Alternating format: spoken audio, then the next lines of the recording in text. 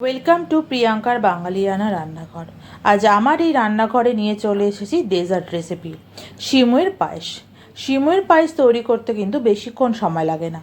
অনেকে অনেক রকমভাবে এই রেসিপিটি তৈরি করে থাকে, তবে আমি কিভাবে তৈরি করব আজ সেটাই আপনাদের সাথে শেয়ার করব। চলুন তাহলে শুরু করা যাক। কড়াইতে আমি দিয়ে দিচ্ছি 2 চামচের মতো ঘি। ঘিটাকে প্রথমে ভালো করে গরম করে নিতে হবে। ঘিটাকে ভালো মতন প্রথমে গরম করে নেওয়ার পর এখানে আমি কিছু বাদাম ভেজে নেব। যেমন এখানে আছে কাজু বাদাম আর হচ্ছে আমন্ড। এই দুটো বাদামকে কিন্তু একটু হালকা লাল করে কিন্তু ভেজে নিতে হবে। আর এই সময় দেখবেন গ্যাসের ফ্লেমটা যেন একদম কম থাকে। গ্যাসের ফ্লেমটা বাড়িয়ে কিন্তু একদমই বাদাম ভাজবেন না, তাহলে কিন্তু বেশি পুড়ে যাবে।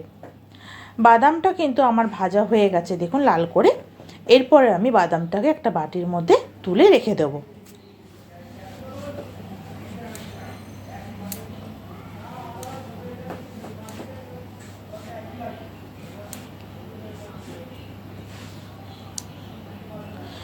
বাদামটা আমি তুলে রেখে দিলাম। এরপরে ওই ঘিয়ের মধ্যেই আমি কি করব, 1 কাপের মতন, আপনারা কি করবেন, মেজারমেন্ট কাপও নিতে পারেন বা ঘরে যে কোনো চায়ের কাপ নিলেও হবে। 1 কাপের মতো দিয়ে দিচ্ছি সিমই। আর এই সিমইটা কিন্তু ভাজা সিমই, তাও আমি আরেকবার একটু অল্প ঘিয়ের মধ্যে কিন্তু সিমইটাকে ভেজে নিচ্ছি।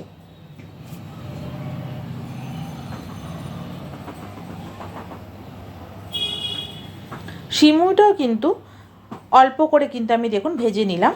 এরপর ভাজা হয়ে গেছে, এরপর আমি একটা প্লেটে তুলে রেখে দিচ্ছি।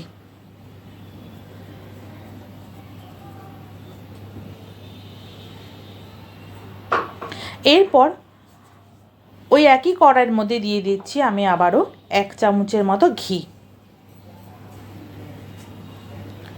ঘিটা দেওয়ার পর আমি এখানে দেব 2টো এলাচ আর একটা তেজপাতা।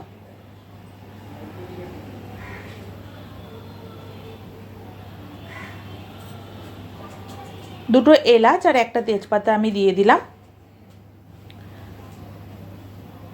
একটু হালকাভাবে আমি একটু নাড়াচাড়া করে নিলাম।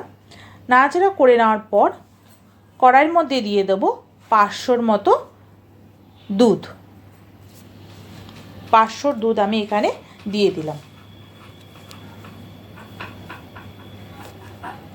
এরপরে দুধটাকে একটু ভালো করে ফুটিয়ে নিতে হবে।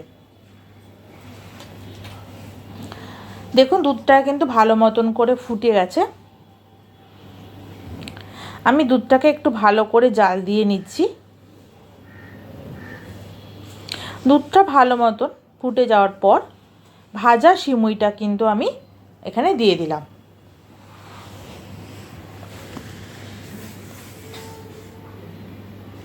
সিমইটা দুধের মধ্যে দেওয়ার পর গ্যাসটাকে একদম কম করে রেখে দিতে হবে 2 থেকে 3 মিনিটের জন্য। 2 থেকে 3 মিনিট পর আমি এখানে প্রথমেই দিয়ে দেবো 1 চিমটের মতো লবণ। তাহলে যখনই চিনিটা দেব, চিনির ব্যালেন্সটা যেন ঠিক থাকে, সেই জন্য আমি প্রথমেই দিয়ে দিলাম অল্প করে লবণ। আর দেখুন দুধটাও কিন্তু অনেকটা শুকিয়ে আসছে অনবরত নাড়াচাড়া করার পর।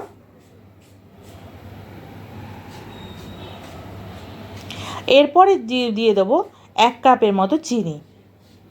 আমি 1 কাপ সিমই নিয়েছি, সেই অনুযায়ী 1 কাপের মতো আমি এখানে কিন্তু চিনি নিয়ে নিয়েছি। চিনিটাকে দিয়ে কিন্তু অনবরত কিন্তু আবারও নাড়াচাড়া করে যেতে হবে, যাতে চিনিটা ভালো করে একদম মেল্ট হয়ে যায়, মানে গলে যায়। আর সিমই কিন্তু সেদ্ধ হয়ে এসছে। ভালো করে নাড়াচাড়া দেখুন আমি সুন্দর করে নিলাম।